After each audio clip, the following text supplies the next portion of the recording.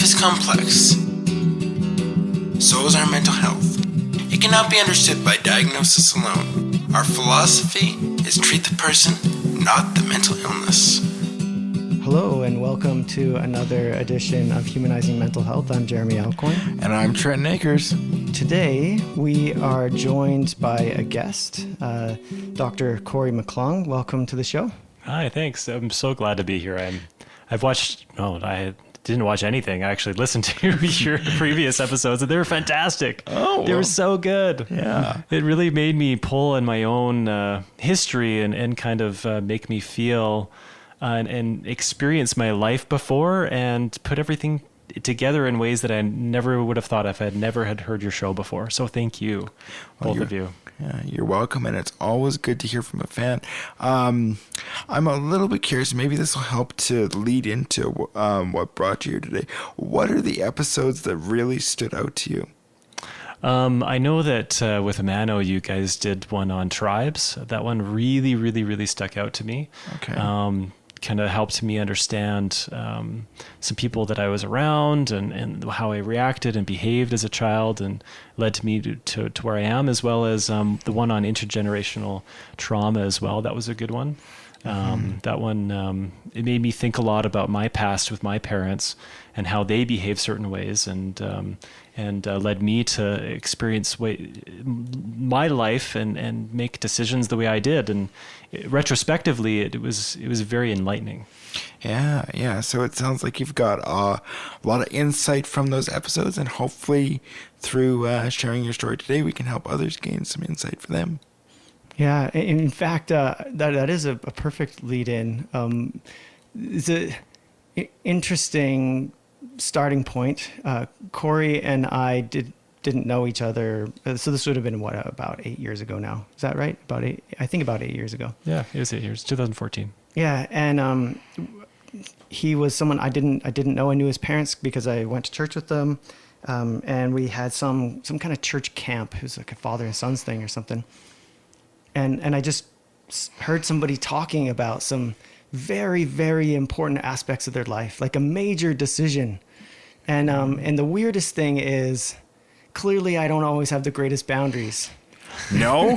Jeremy, you're a therapist. We teach people about boundaries, man. Come on. I know, because the thing is, I was so fascinated by this conversation that had nothing to do with me that I just inserted myself into it. Okay. and started kind of exploring things. Wow, this is fascinating. It's just exploring this kind of cost-benefit analysis that really had nothing to do with me. Yeah. And the funny thing is, and we ended up being friends after that. Yeah. Ladies and gentlemen, you just got an insight into the mind of a therapist. Like we may tone it down, but we never truly turn it off. Oh, now we're scaring people. Yeah. You don't have to protect your conversations from us. We're not going to run after you and try to fix you. No, but we're very much like Sherlock Holmes. We're always picking up and putting down clues. We just have to remember when we're on the clock. Yeah, we got to turn it off sometimes. So, in fact, the content of that decision really, I think, is the foundation of this episode, which we chose to title "When Is Enough Enough?" Yeah, it was. Jeremy makes it sound like he was totally intruding on this conversation, but I don't think Jeremy could ever do that. So to kind of give you some context there, I had just I'm an optometrist. I had just graduated from optometry school in 2014, and I'd come home and was working for my dad, who's also an optometrist, and I was working at his clinic. And I had, in my last year, I did a bunch of externships at this one in a hospital in Pennsylvania. And we worked in the same wing as some of the eye surgeons, some of the ophthalmologists. And so I worked very closely with them. And there was one point where I had thought to myself, well, maybe I want to do that. Maybe I think that's what I want to do, maybe. So I'm just going to let fate decide for me, and I'll just apply to medical school, which in order to become a surgeon in the eye world, you have to go through medical school to get there, not just optometry school. And so I applied, and the only place in Canada that accepted it without an MCAT was at McGill University. So I applied. It took me about 2 nights, and then I applied. And I was reading on their website, and they have like over 1,000 applicants, and they only accept 10 out of province. And so I just shot it out into the dark, and I got an email back probably a month and a half, 2 months later, saying that I was accepted for an interview. I was one of 100 people accepted for an interview. And I was like, oh, that's cool. Sure, I guess I'll go. I decided to go down this road, so let's just walk the path and see what happens. And so I, went to these mini interviews, and then I thought, okay, that's that. And then about a month and a half later, I got an invitation to go to medical school at McGill University. And, and I think the most flattering part of it was the fact that in my entire undergrad and optometry school, I never had any scholarship except for the Rutherford in my first year. And they actually offered me to pay for my full tuition for my first year. Wow. So that made me feel obviously really buoyed up inside.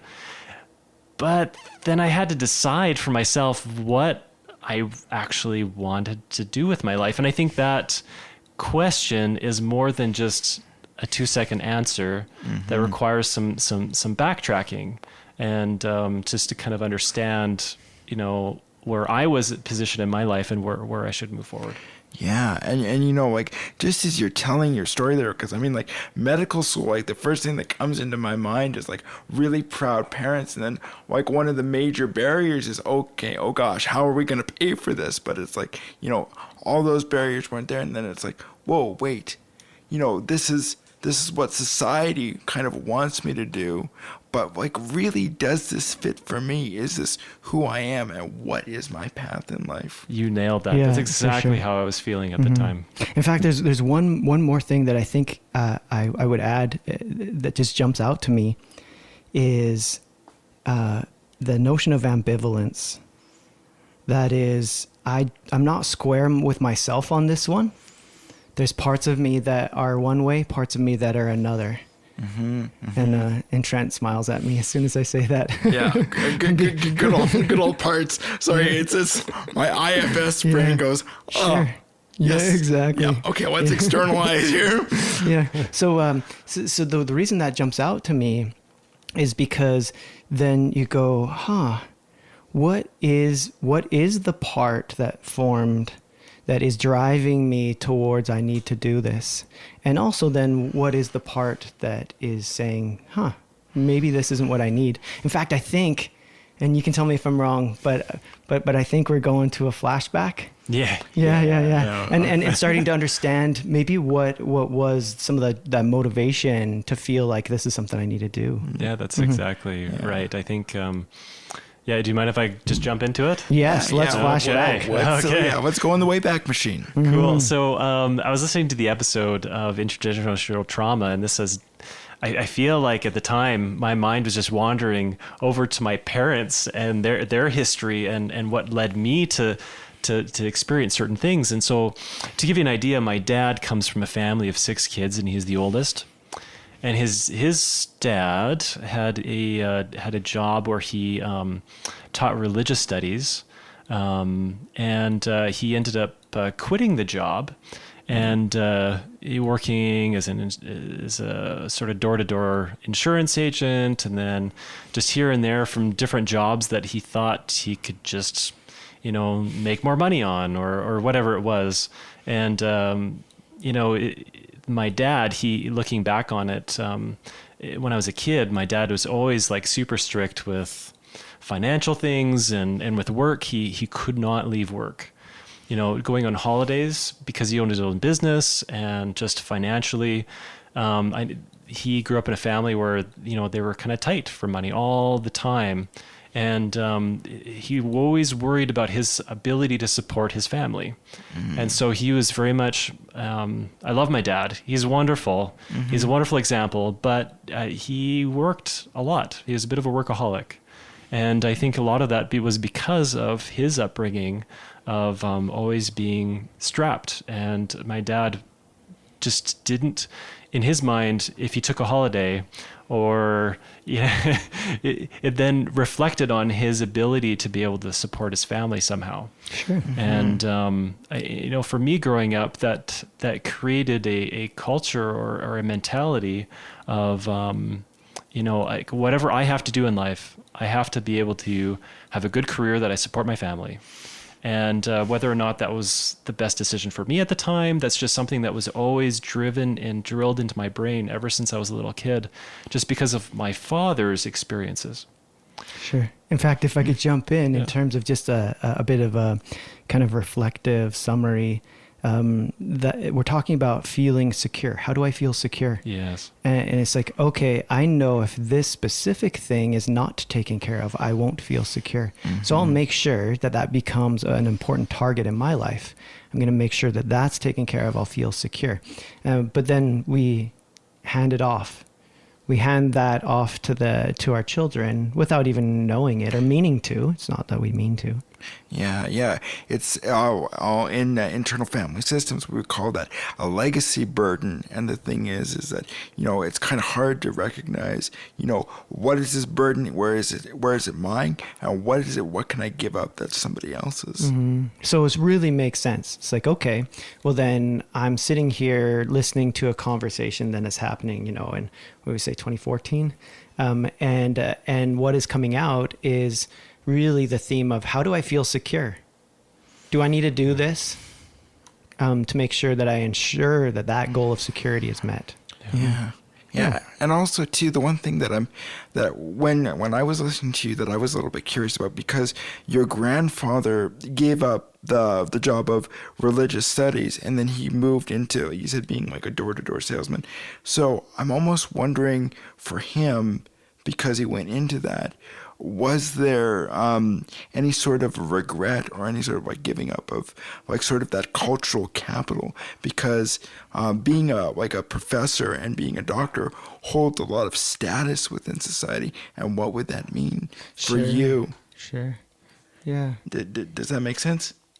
Yeah, I mean, from my grandfather's side or from my... So you talked about this influenced my dad in this specific way. And he needed to create security through finances as a primary spot and worried about it.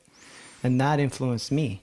And I make sure I understand that question right. It's like there was also a shift or a change in status. So I think what you're talking about would have been an educational system, seminary, or institute. Yeah. There's a status that comes with that in the community. Mm-hmm. And that status is lost. Your dad, not only did he find financial security, he found status in the role as well. Yeah. So that question, I think you're talking about that status process, because I can totally see that. Mm-hmm. My dad, he was actually a carpenter for a few years before he went to university to become an optometrist. And I don't know. I would love to ask my dad, how he kind of was ticking and going through that. But I wouldn't be surprised if some of that held true for sure. And like that's kind of that statement of the episode, right? When is enough? As you're starting to talk through that, it's like, well, one of the things we're really exploring here is you're already a doctor. Why do you need to be a doctor? Because to the average person on the street, they're like, oh, I didn't know an optometrist doesn't go to medical school. I thought that they were just like a heart doctor or any other MD that specialized. Yeah. They wouldn't know that an ophthalmologist is the medical doctor, an optometrist is a doctor, but through a different stream. Mm-hmm. So like that position, I think becomes important. Yeah. And you're just exploring as you were kind of continuing that narrative, where you're saying, this influenced me. My grandpa changed. It influenced my dad's security. And then I was influenced by that. And I think that's a powerful reflection. And where there's no blame, right? Whose fault is that? Where's their fault? Nobody was abusive. Nobody was, hurtful in their process purposefully. We were talking before the episode, it's all about epigenetics, right? It's all about environment influencing our genetics and sort of that need to kind of find survival and, and just kind of recognize that. And how can we then consciously recognize what's going on and work with all of that to create a better environment for ourselves and for those that are around us. For sure. So, in terms of picking up your narrative again, Yeah. so that being, I think, a very potent part of it, and I'm really curious how that continues to weave in. So it's interesting because I was looking at my mom has an equally powerful influence on my life as well as my mother.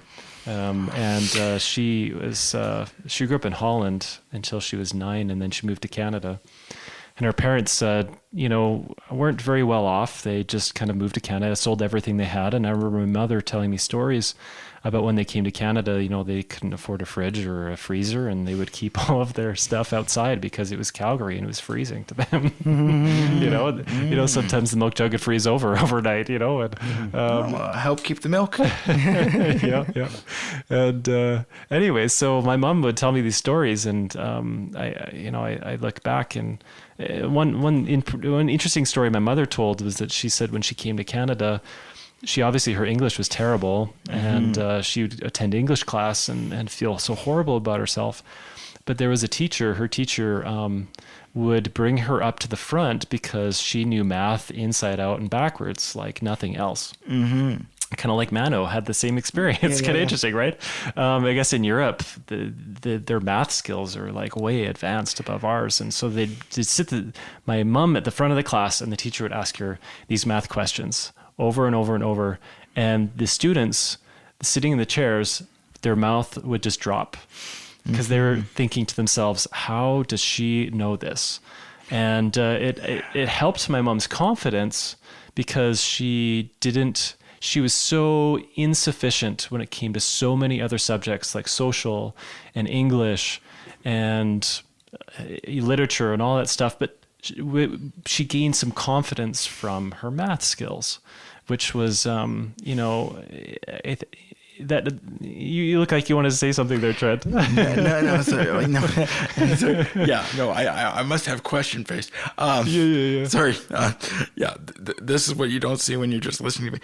Yeah, like the one thing that I'm really noticing, because there's parallel narratives between both of the grandparents where they're both coming from a sense of scarcity and from moving from security to insecurity or even status. And I'm almost wondering too, with your mother, because I don't know, for me, I'm wondering if it helped her out with the children, but also too would that have maybe isolated her a little bit more in some ways too, being like the math genius.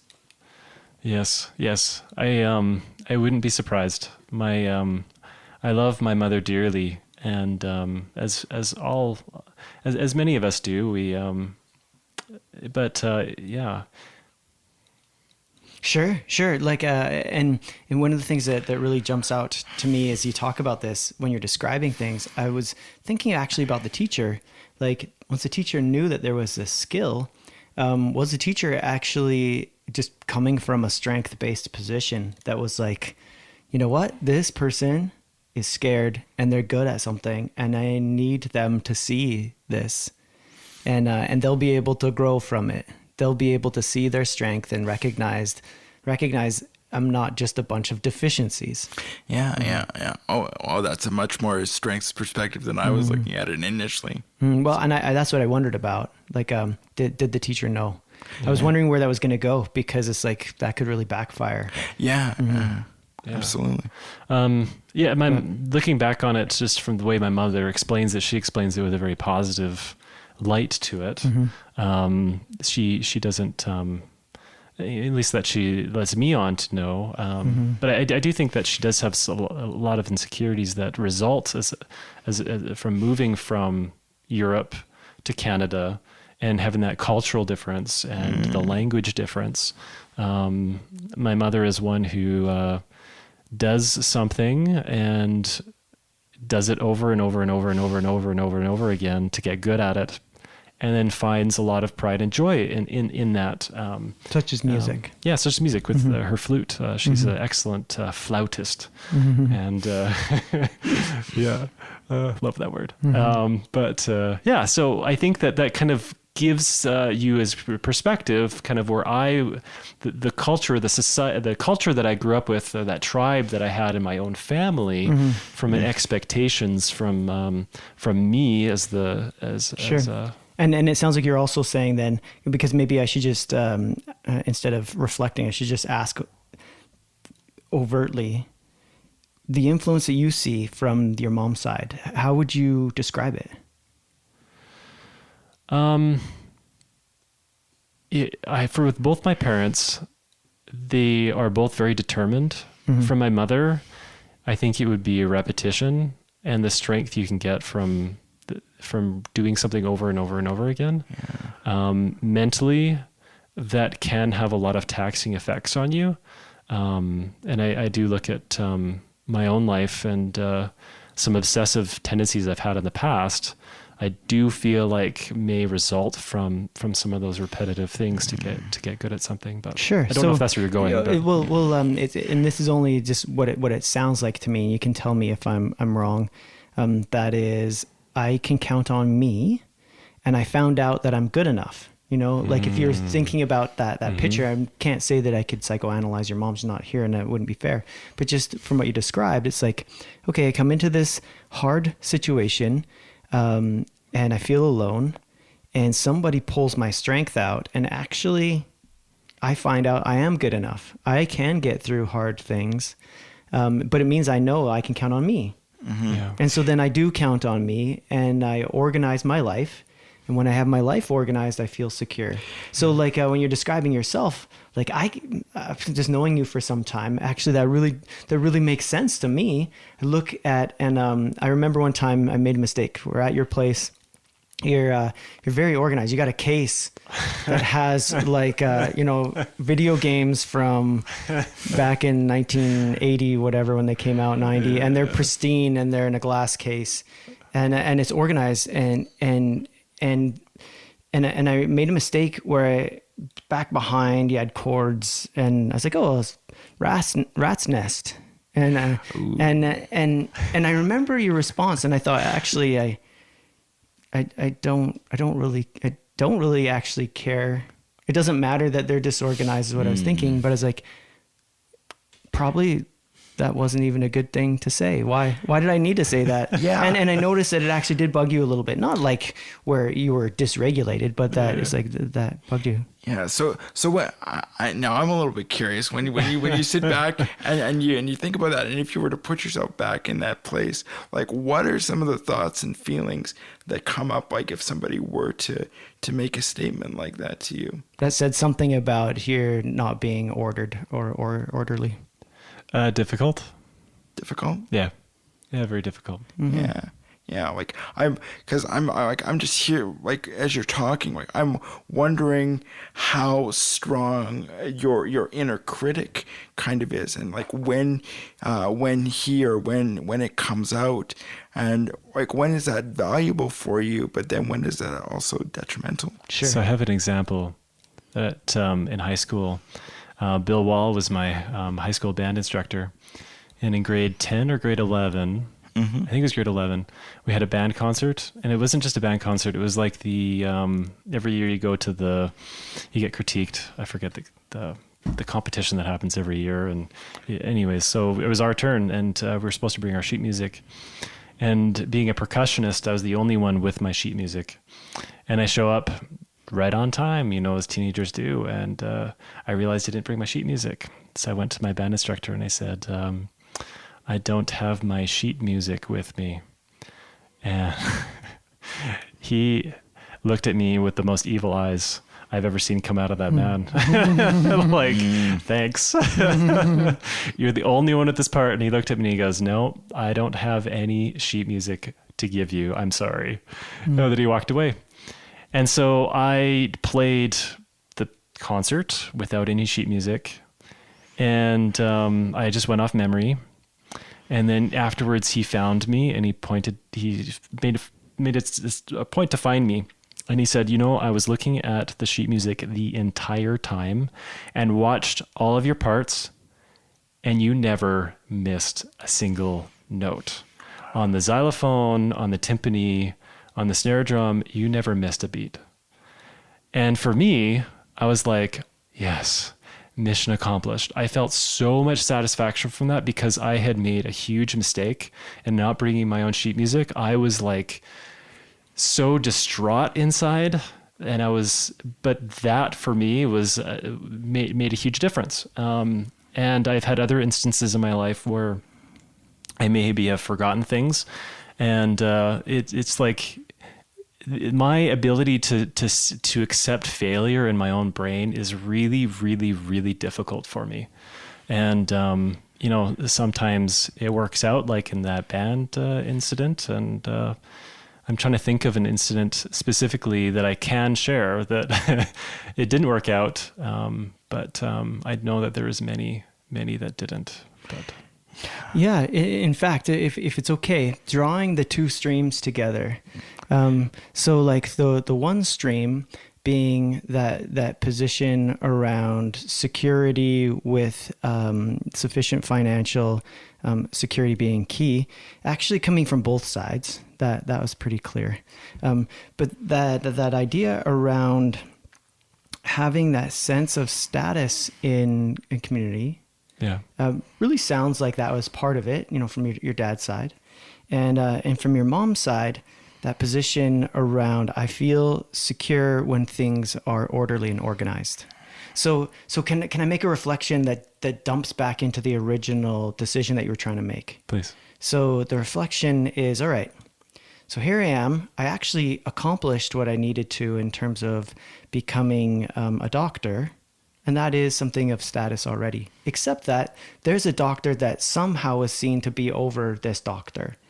And I have the opportunity to be that doctor now. Mm-hmm. But then the other thing being, well, when I tried to first apply to this, I didn't think that there would be a chance. Yeah, I just thought it was a good thing to find out if I could do. it's a good thing to spend 2 nights doing. And now that this is right in front of me, it has disorganized my life. And I am anxious when my life is disorganized. Mm-hmm. Mm-hmm. And I didn't want to actually have to make this decision even. Exactly. I wanted to just go on with my life. Mm-hmm. Mm-hmm. It would have been easier if they would have said no. Mm-hmm. It would have been way easier Sure. if they would have just said no. Mm-hmm. Because it wouldn't have been a disappointment or anything. You were already in the mindset of this is what I've chosen to do with my life, but maybe I'll take a chance to see if this is a possibility. Yeah. Which meant that if it was no, it wouldn't have been a failure. Yeah. Mm-hmm. And I'm almost wondering too, like when you went to apply for this, what was your parents' reaction? That is a good question. My parents didn't know until I got in, which tells you something. I was very nervous what my parents would say because my dad is an optometrist, right? And they knew that I was in optometry and I was graduating as an optometrist. And so they had a bit of an expectation that, I would probably come into the practice, or at least attempt to come into the practice and see if that was a good fit. And so when I brought it up at the dinner table with my wife, that I got in, my mother made a very good comment, and some of it, I don't know if it was, she said to me, is this one of those decisions that is going to be better for you? Or is this one of those decisions where the grass is greener on the other side of the street? She said, in love, I want you to make whatever decision's best for you, but I want you to consider and just strongly think about, is the grass really greener on the other side of the street? And that really resonated with me for a long time. Okay, can you tell me a little bit about how that resonated for you? Yes. So I then after that started to analyze, well, what is the lifestyle of an eye surgeon, of an ophthalmologist? What do they do? Like what when they wake up in the morning to all the way when they go to bed? What is their lifestyle? And being an optometrist, thankfully, I had a bit of an insight into that because I refer to ophthalmology all the time. Mm-hmm. And I know that there is one ophthalmologist in town who commonly works past 7 or 8 o'clock at night. in their clinic because they're so busy. Yeah. So like, really, it sounds to me like that job is kind of all consuming. It's like, Yes. yeah, you're living it, and like just as you're saying that sounds like a life that really didn't fit for you. No, there was one moment where I had my oldest, he was 1 at the time, and we're sitting in the bedroom and trying to put him to bed, putting his clothes on him. And, as dads do, it's our prerogative to tickle, right? That's what we do as dads, we tickle. So I was tickling him and just laughing. And my wife is laying there on the bed beside him and smiling. And I had this moment in my life where I clicked and said, what in this life matters most to me? Is it moments of status where, I was able to become the guy who's in charge of all the guys? Is it the ability that I have to open up eyeballs and do cool things? Or is it being a dad? What is being a husband? What is the most important thing to me? And I remember there was somebody I was talking to, and I don't have the research behind this to say per se, but they were convinced. They were a physician, and they said that the divorce rate amongst physicians is higher than the general population because of the time pressure. And I looked at my beautiful wife and I thought, I don't want anything to come between me and her. And I looked at my son and I thought, I want time to give my son. I don't want to work till 8 o'clock every night. I want to be able to have time for them.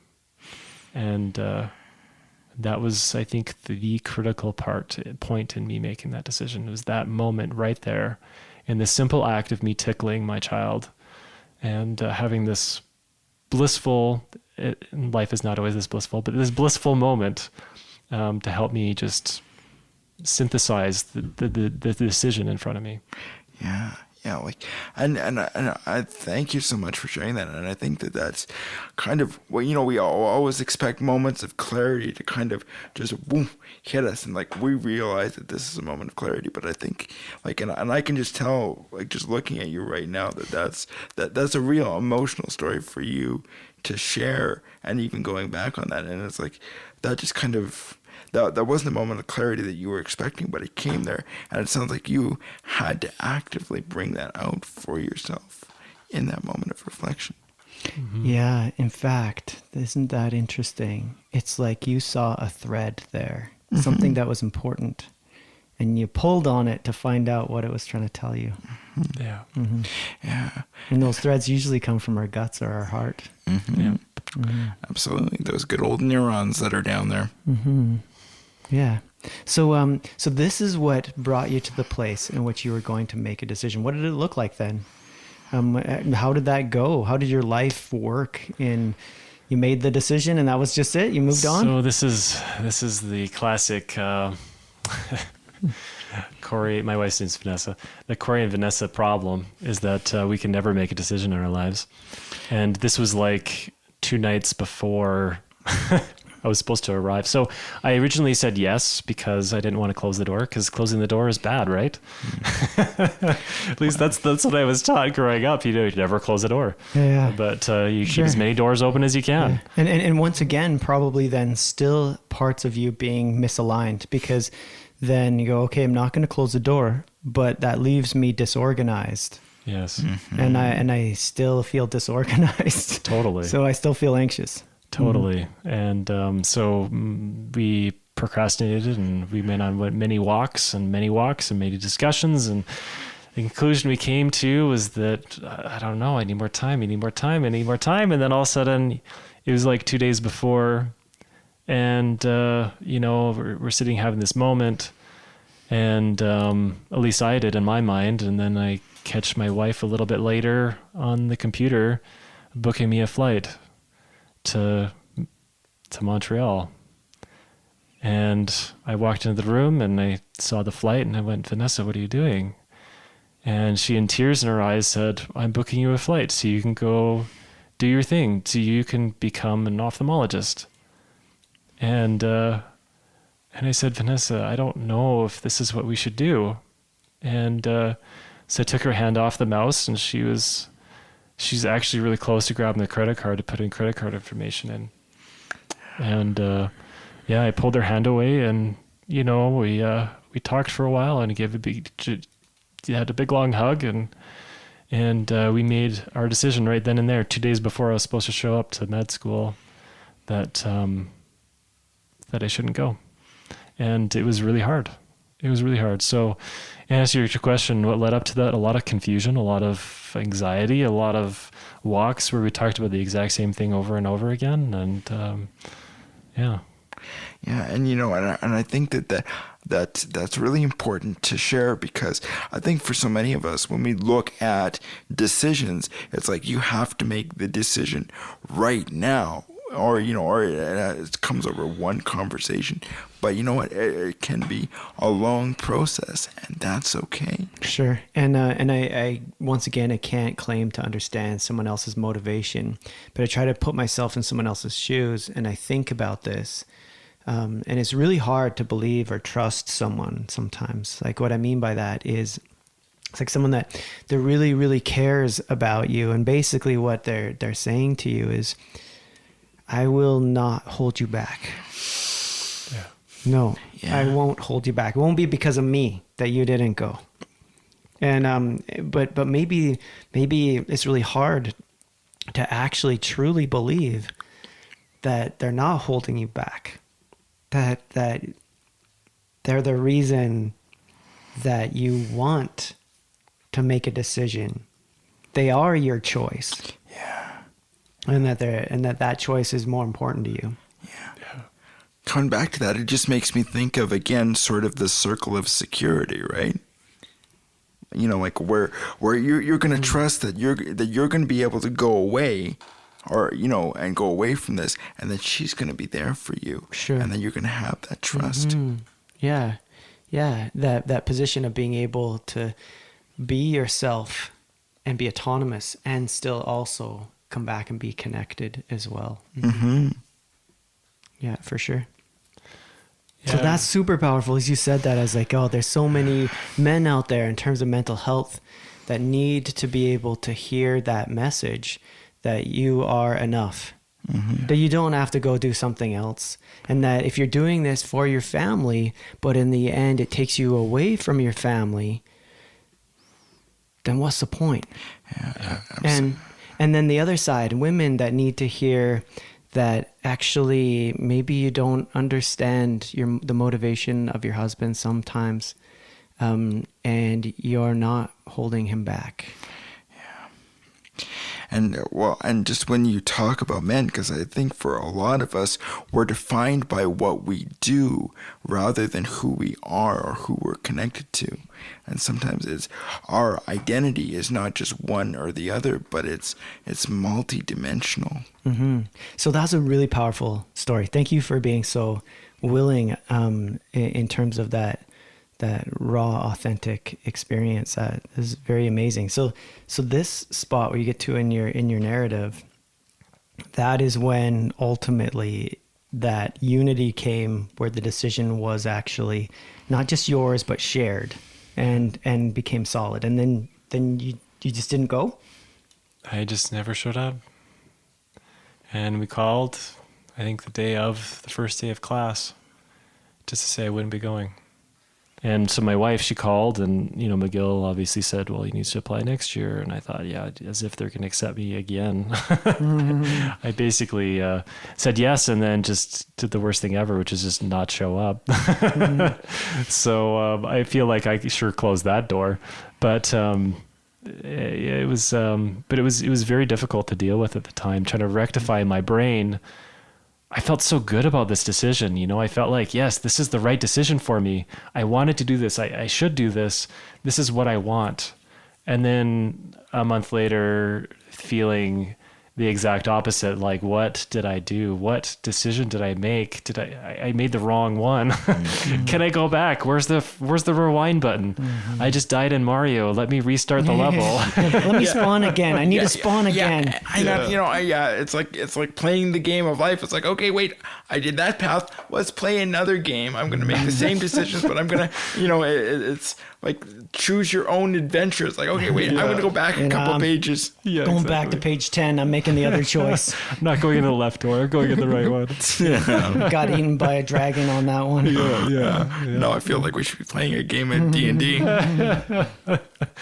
But it was interesting because it taught me a lot about that when we make decisions, we obviously make the decisions with the best information we have available to us, and the future is not available to us. And that's what kind of helped me get through that point in my life, is realizing that, that was the best decision we could have made at the time.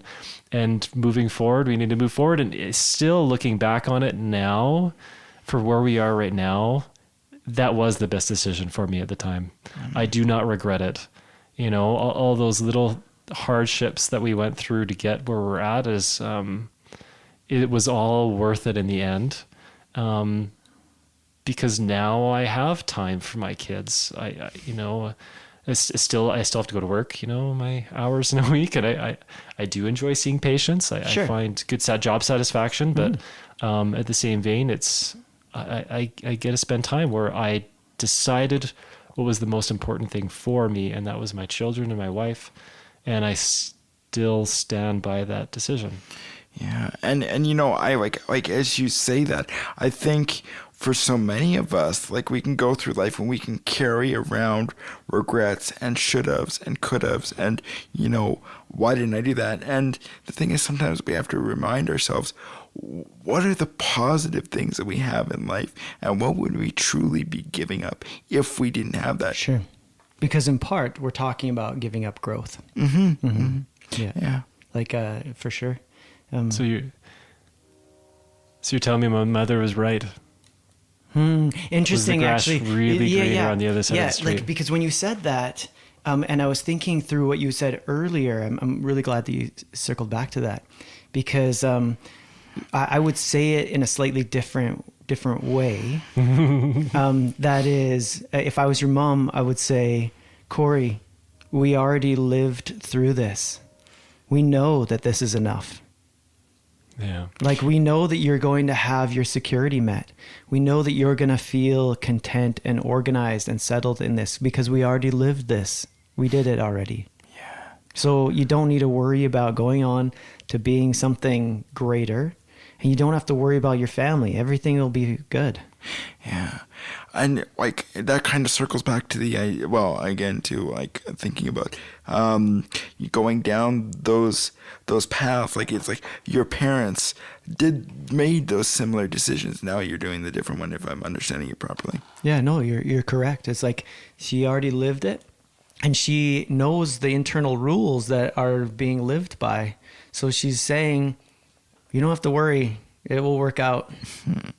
You don't need to worry about those other things. I've already got to this spot in my life where I walked the journey, and I know the journey, and I'm telling you, it's going to be all right. Yeah. And I think that would be an interesting question for a lot of people to reflect upon, whereas how many of those unconscious narratives that we've been taught by our parents that we're just replaying. Sure. What is that like for us? And where it's like honoring that, but then how can we take that knowledge and move forward like you did? Yeah, for sure. Absolutely. Yeah, it's interesting. I think just in my subconscious, I think since making that decision, my wife and I look back and I do some kind of quirky things. Like, Trent, you noticed my shoes, but did you notice my socks when I walked in? I did notice. You didn't want to say anything, did you? No, I absolutely love those socks. You mean that they're not the same? That you're wearing ones that are mismatched? No, I noticed the mismatch, but I love the color. The zing. Oh, thank you. Thank Yeah. you. But I think for me, it's like, and as a doctor, I don't go by Dr. McClung. And I use the excuse that I did want to differentiate myself from my father in the same clinics, that there's not two McClungs, but I go by Dr. Corey or Corey. You know, there's a lot of patients that just call me Corey, and that's totally chill by me. Or Dr. Corey, because for me in my mind, it separates myself from societal expectations that they have on me.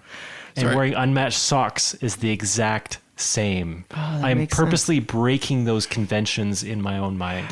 Yeah. Well, and there again too, like you are consciously engaging with these things and saying what's really valuable, and what part of this can I just jettison? Like the fact that and to me, I'm hearing that you've integrated your role as a doctor into yourself, where you don't need to point it out and literally walk around with your diploma, as it were, around your neck, so to speak.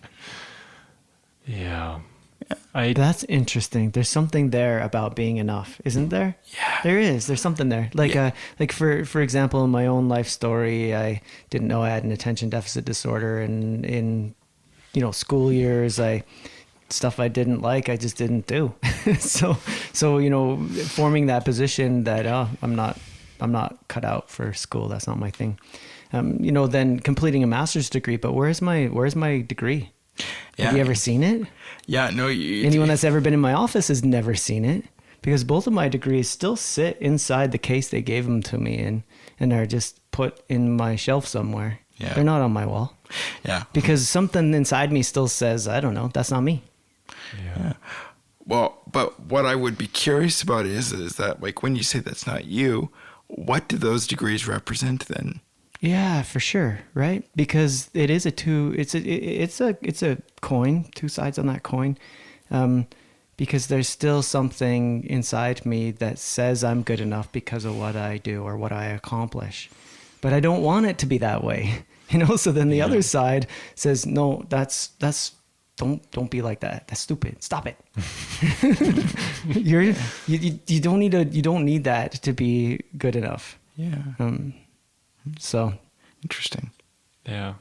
It's just interesting how so many times in our life we have sort of expectations of us. And one of those is being one of the Joneses. is a term we use all the time in our society.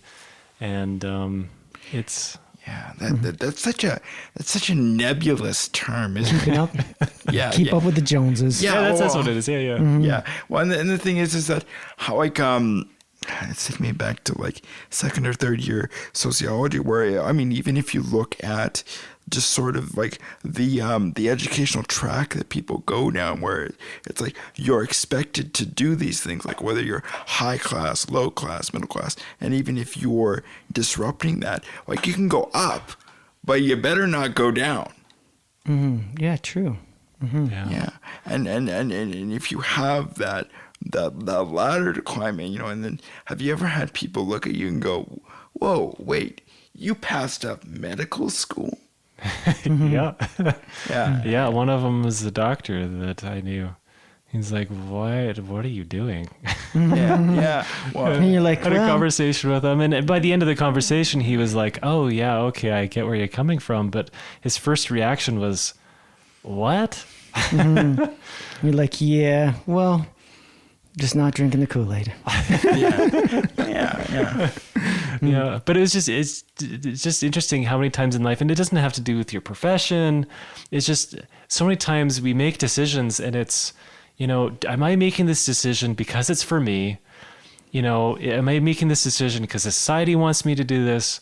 Whether it be a thing or a house or a boat or a vehicle, a truck or whatever,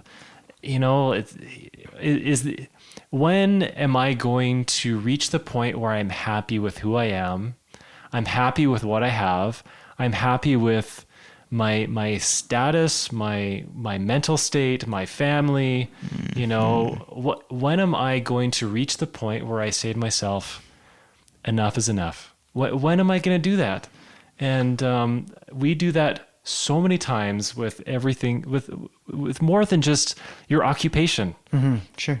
But Yeah. In fact, I love where you're going with this. Yeah. Because how does it relate to other parts of life? Like your occupation is very important because it was going to change your dynamic of how much time you're going to have, how you're going to live your life. But it really isn't just about that. No. It's representing something that can be transferable to many aspects of life, and so I'm interested in that in terms of your own experience with it. What does that look like in terms of other parts of your life where you go, you know what, actually this is good enough? You know, it's funny because you bring that up, because when I first knew Jeremy, we had I can't remember this. I think we were in a vehicle together and we're driving somewhere, and you saw my house and you said, you have, I think in your mind you thought to yourself, you've got a smaller house, and you made the comment, you're like, one day you'll move into a bigger house. Do you remember saying that? I think so, yeah. And I was like, that's, and part of me was thinking, I will never move. Well, yeah. Like this house is enough. You're Exactly. And they're in a nice house. Yeah. And then they just got some really fancy window blinds now so that no one has to do a trapeze act to try to close the blinds anymore. Yeah. You know, and really, if I could say overtly, I really appreciate that. I love the transparency, because what I was saying is your earning potential is going to be in a place in which, or eventually, you're going to want something different than this. Yeah. And I think that you're taking that too, right? And going, hey, wait a minute.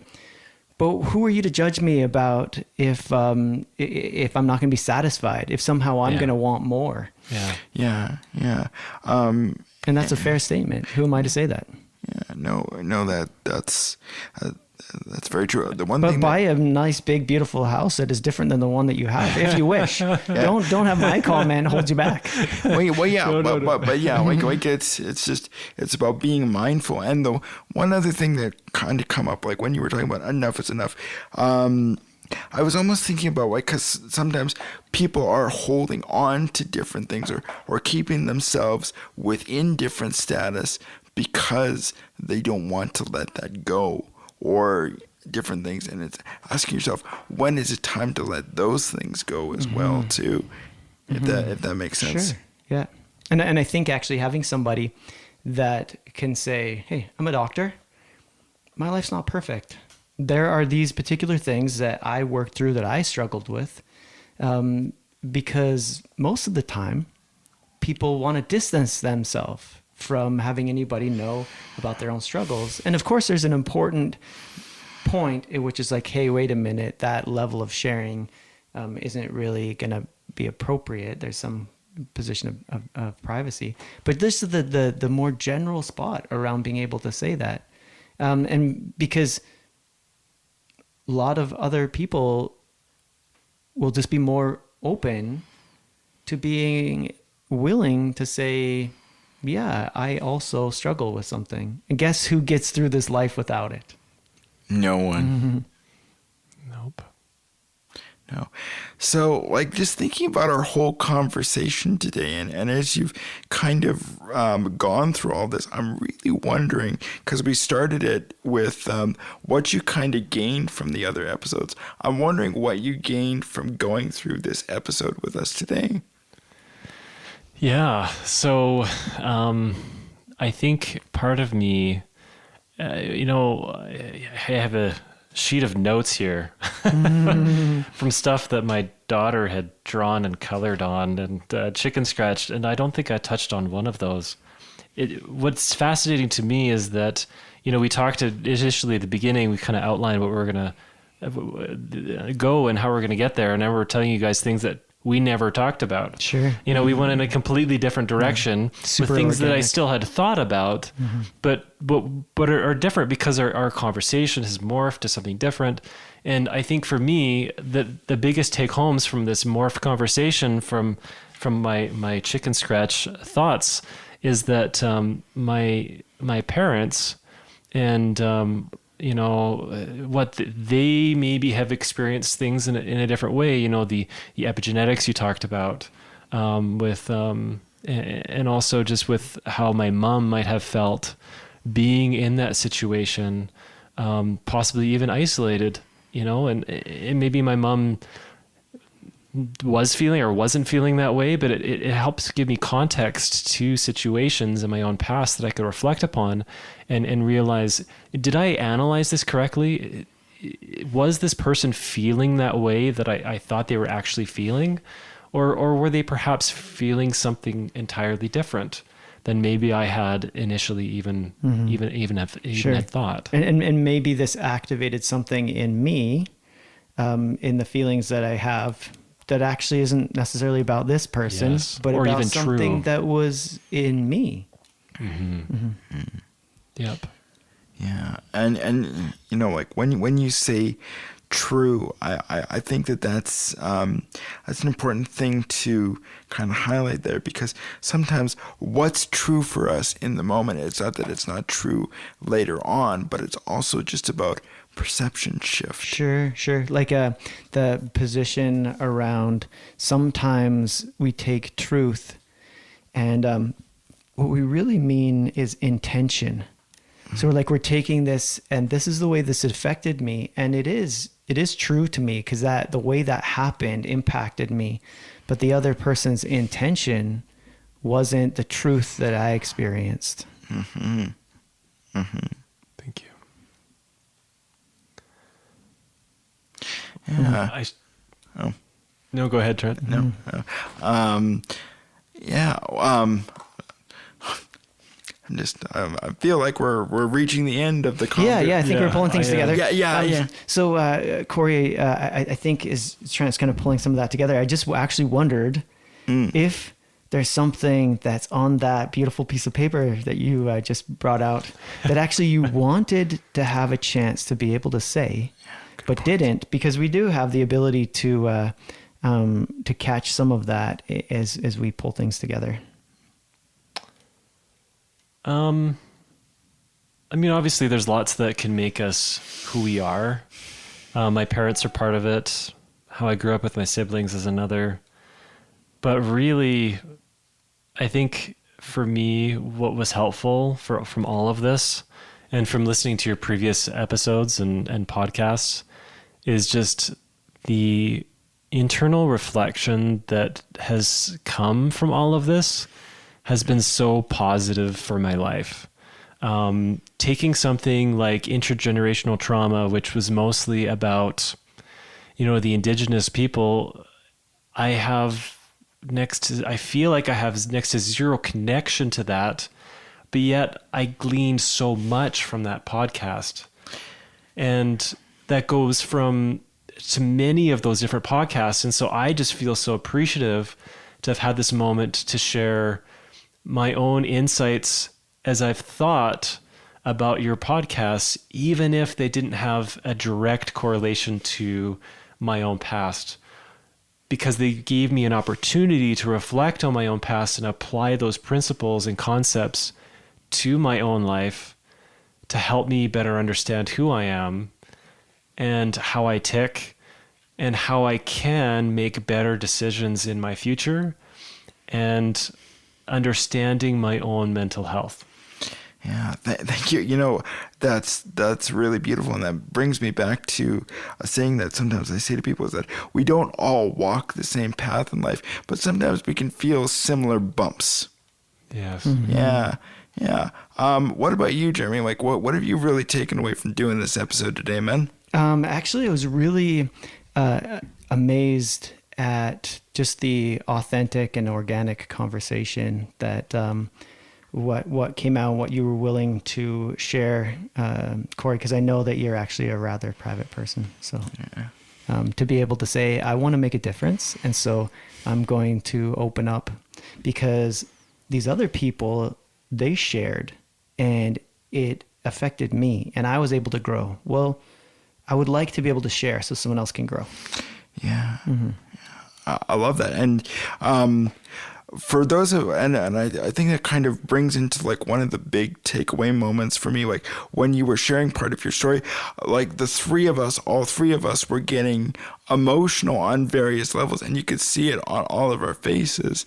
And I think that I'm hopeful that that resonates with people as they're listening on some level, and that we just continue on with talking about and sharing about mental health, and like where you think to yourself as you're going through your day and as you're listening, and if you think to yourself, if I'm like, I think to myself sometimes, if I'm on Amazon, I know that this may be a little plebeian thing to think about, but do I really need that purchase? And I mean, what you shared today, Corey, that's a monumental thing, but this is sort of a concept and an idea that can move forward in every intention and every action that we take on a daily basis. Mm-hmm. Absolutely. Yeah. Well, thank you again, Corey, for joining us today. Yeah, thank you for having me. Mm-hmm. And to all our listeners, signing out, this is Jeremy Alcorn. This is Trent Nakers. Bye. This podcast is intended as general information. We are glad that you joined us today. We hope this message has been as meaningful to you as it has been to us. If you're looking for help, you can find us on Facebook at Humanizing Mental Health or at humanizingmentalhealth.ca. Humanizing Mental Health is a Plugged In Media production.